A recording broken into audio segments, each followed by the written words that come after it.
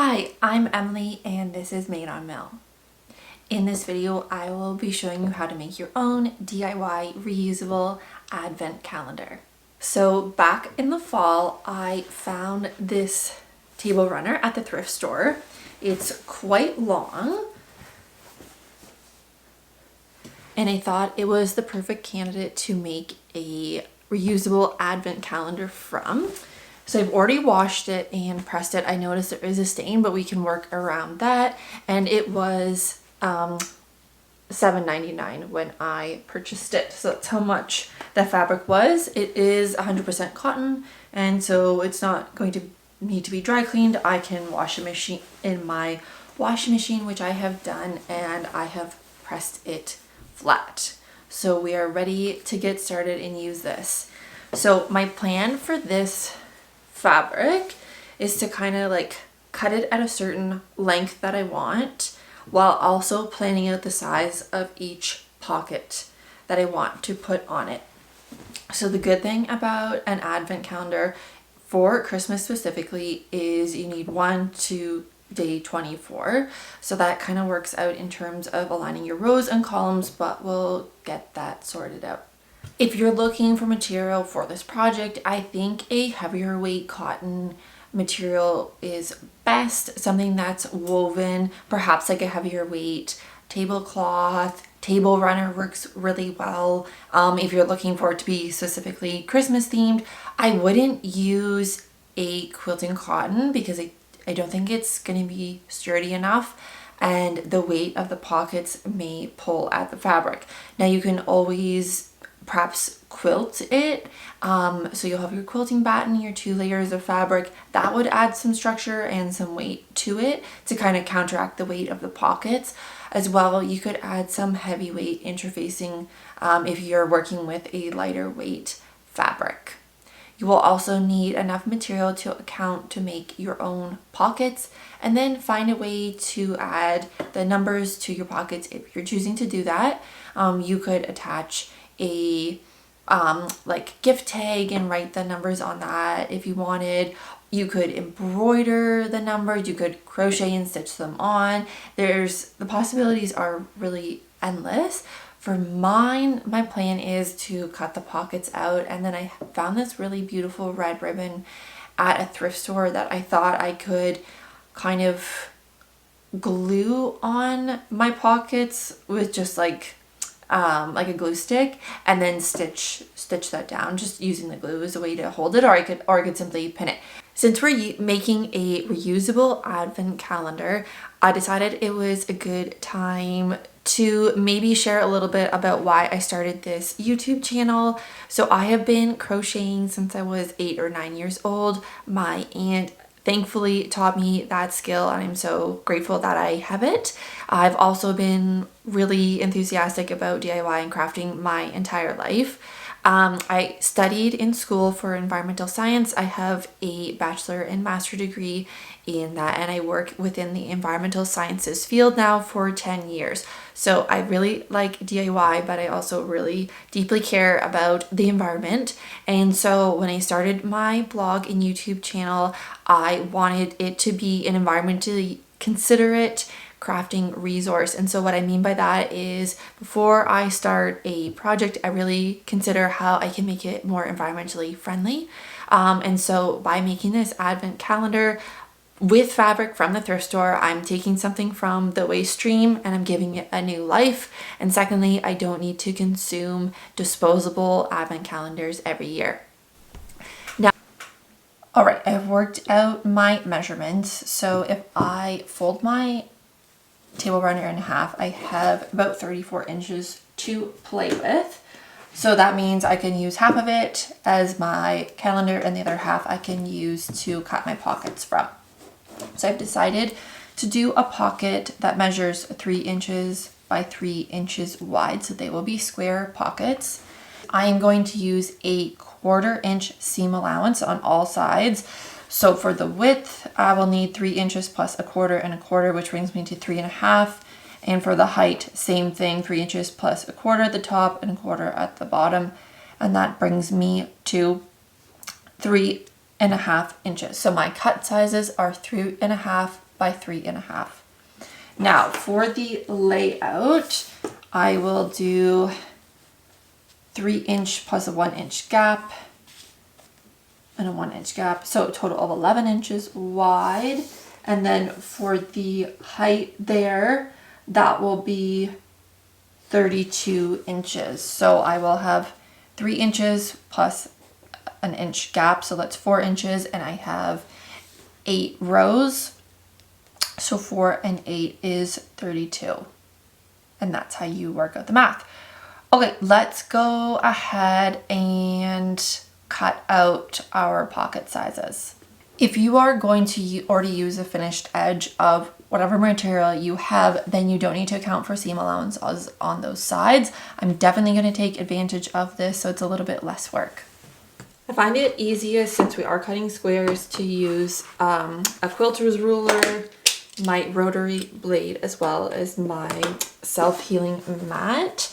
And so, like I said, these already have finished edges on part of the table runner, so we don't need to duplicate efforts, but this side will need to be finished. So for this one, I have cut at a width of 3 1/4, and then I'll need to go ahead and chop that up. But I'll just show you how I am doing that. So I'm going to be using the cut lines on my ruler here. Now this will be a raw edge, and so will the cut. So we'll need to make that 3.5 inch measurement. So 1, 2, 3. Let's line up the 1/2 inch line mark there. Okay. And then holding this firmly, I'm going to make that cut.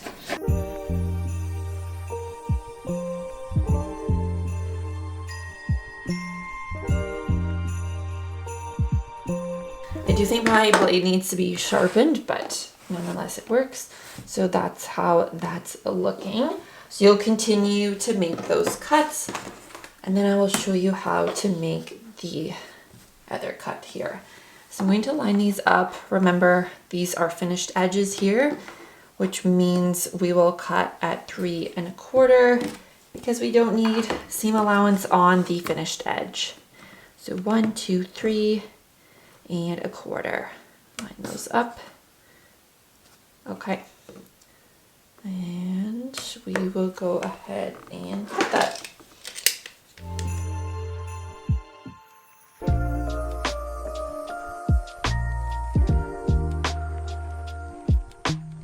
So that's how we make those cuts, and that's how it's looking. And we'll set those aside. Now I just want to show you one cut here where if you didn't have any raw or any finished edges, how you would do that. So this will be raw edge, and where I cut will also be a raw edge. So that will need to be cut at the 3.5 inch mark line, which is there.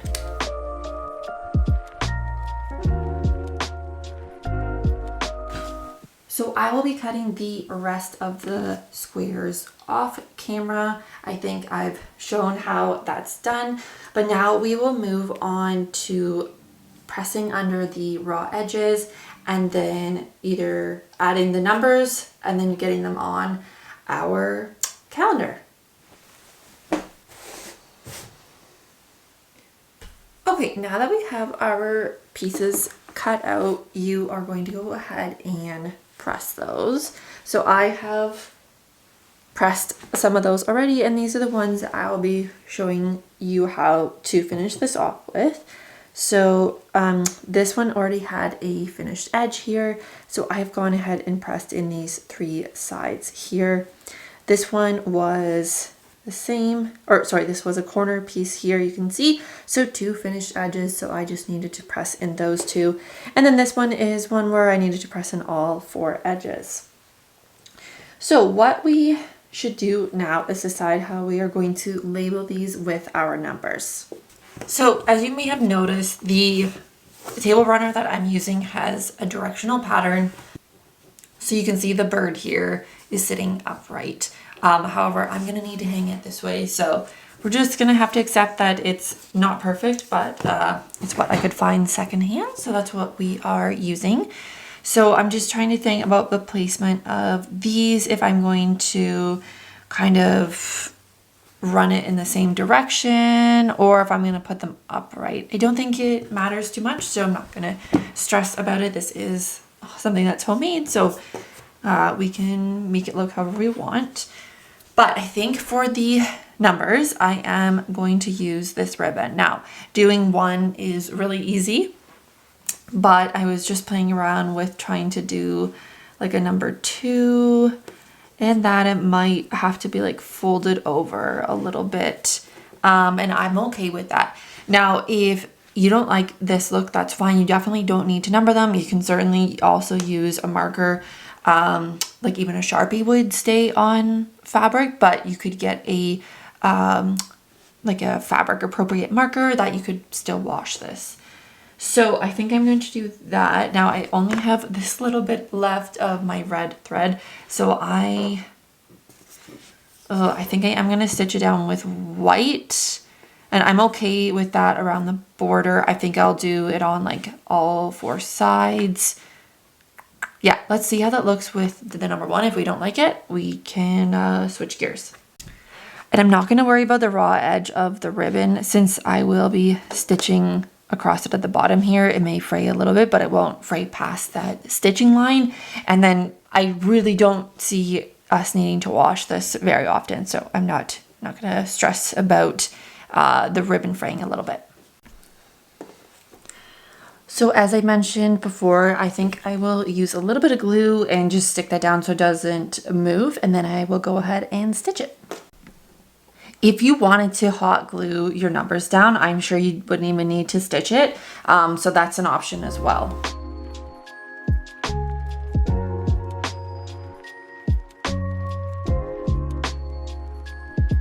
Now remember, we haven't folded in or stitched the seam that we pressed, so make sure your number is still fitting within your seam allowance.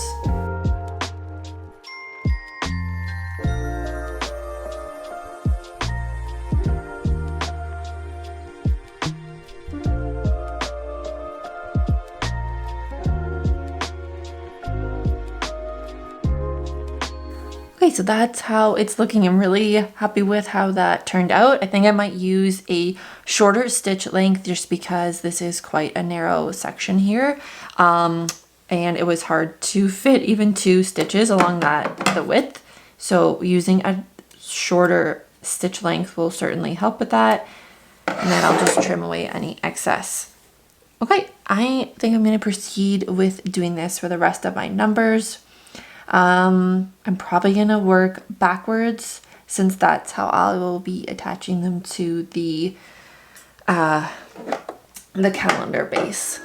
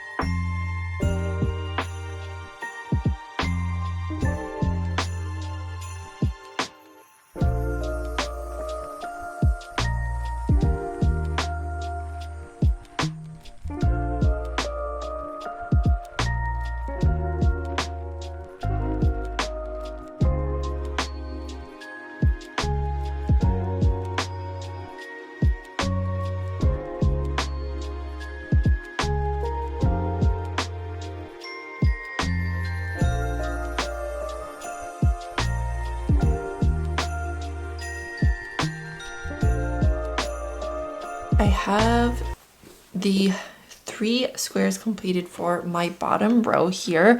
I'm pretty happy with how the ribbon is working in terms of doing the numbers. It's not the neatest. So I would definitely say give a few of them a test run. I also wanted to note that like if you use a lot of glue and then run it through your sewing machine, that could potentially bung up your sewing machine. So just be aware of that and maybe use pins if you're worried about that.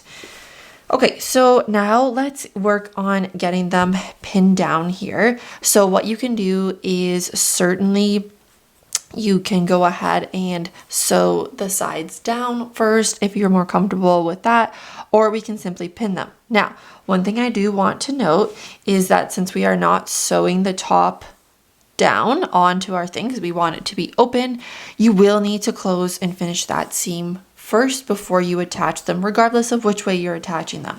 So this one I actually already have finished because we cut that with an existing seam from the table runner, same with 24. But for 23 here, I'm going to go ahead and do that now. I'm going to use a similar seam allowance as what was already on the table runner just so it matches.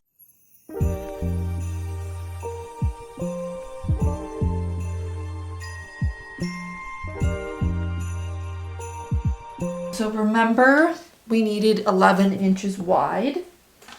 So let's just measure that out and make sure we're centering everything. Certainly mark these out with a pen if you want. I am just going to kind of eyeball it.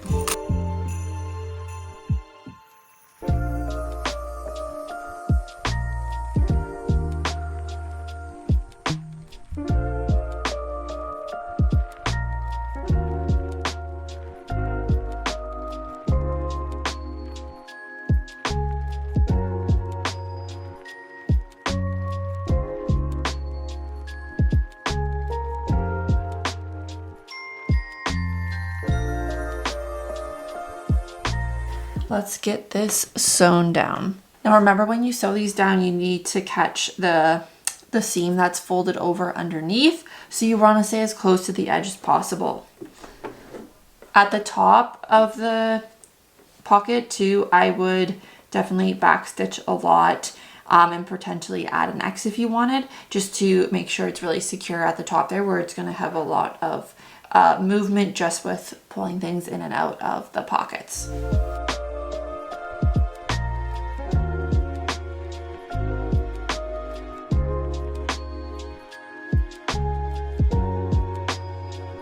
And then when you get to the corners, remember we've kind of folded them up double with the seam allowance from both sides. So just make sure that it's tucked in and it's not poking out.